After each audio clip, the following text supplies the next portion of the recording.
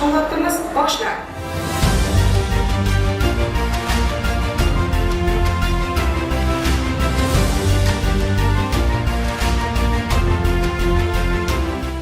Men Mirzajonov Erkin Mirzalayevich, Guliston tumanidagi 3-umumta'lim maktabi direktoriman. Direktorlikka tayinlanganimga qadar Guliston shahridagi 8-umumta'lim maktabida o'quv-tarbiyaviy ishlar bo'yicha direktor o'rinbosari lavozimida ishlaganman. Men Abdulla Avloniy nomidagi pedagoglarning malakasini oshirish institutida menejerlik kursida o'qib, menejerlik sertifikatiga ega bo'ldim. Sertifikatni olganimdan so'ng men 30% ustamaga ega bo'ldim. Keyinchalik direktorlikda o'z salohiyatimni sinab ko'rish maqsadida Sirdaryo viloyat direktor kengashiga ariza topshirdim. Arizam ijobiy qabul qilindi.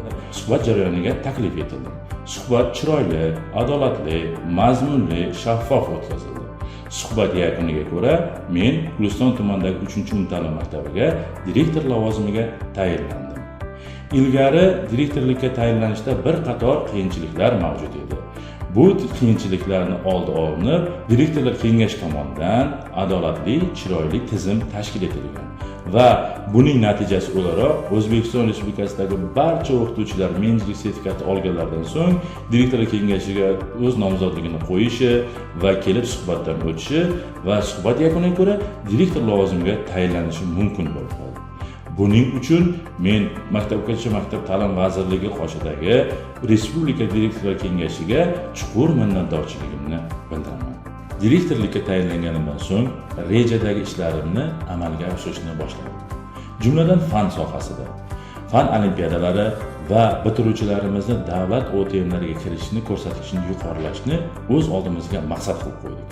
Buning natijasi o'laroq pedagogik jamoamiz bilan birgalikda o'tgan o'quv yilida o'quvchilarimiz kirish ko'rsatkichi 22% ni tashkil etgan bo'lsa, bu yilgi o'quv yilida 34.7% ni tashkil etdi.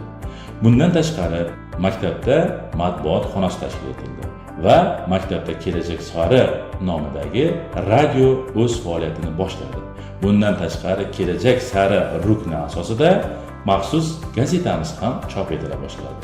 Bundan tashqari bolalarni kitobxonlikka qiziqtirish maqsadida maxsus badiiy akademiya tashkil etdik. Qolaversa ushbu o'quv yilida Toshkent kimyo texnologiya institutining yangi filiali tomonidan tashkil etilgan eng namunali maktab loyihasida maktabimiz jamoasi bilan birgalikda 30 million so'mlik vaucher va fizika laboratoriya jihozlarini yutib oldik. Muhtaram prezidentimiz tashabbuslari bilan o'quvchilar soni katta bo'lgan maktablarda qo'shimcha binolar qurish vazifasi topshirildi. Buning natijasida bizning maktabimizda ham 300 o'rinli qo'shimcha bino qurilmoqda. Bu bino zamonaviy ko'rinishga ega bo'lib, o'quvchilarimizda, ota-onalarda, o'qituvchilarda zo'r qiziqish bilan kutib olmoqda. Buning natijasida maktabimiz bir smenali maktabga aylanadi. Ikkinchi smenada esa maktabimizda qo'shimcha to'garaklar, fan, kasbiy to'garaklar faoliyat olib borishiga imkoniyat yaratiladi. Bu esa maktabimizda o'quvchi va o'qituvchilarning ilmiy salohiyatini oshishga katta yordam beradi. Buning uchun men muhtaram prezidentimizga o'z nomimdan va respublikamiz o'qituvchilari nomidan chuqur minnatdorchiligimni bildiraman. Shu fursatdan foydalanib, yurtimizdagi barcha ustoz va murabbiylarni 1-oktyabr ustoz va murabbiylar kuni bilan chin qalbimdan tabriklayman. Siz azizlarning bilimingiz, fidoyiligingiz, jonkuyarligingiz, mehnatingiz, sabr-toqatingiz tufayli ertamiz egalari bo'lgan yoshlar barkamol inson bo'lib voyaga yetmoqdalar. Yurtimizda ta'lim-tarbiyaga berilayotgan yuksak e'tibor ham sizlarning mehnatlaringizni qadrlanishining bir ifodasidir. Qadrli ustozlar, sizlarga oilaviy tinchlik, xotirjamlik, xonadoningizga fayz-u baraka va mashaqqatli mehnatingizda ulkan zafarlar tilayman.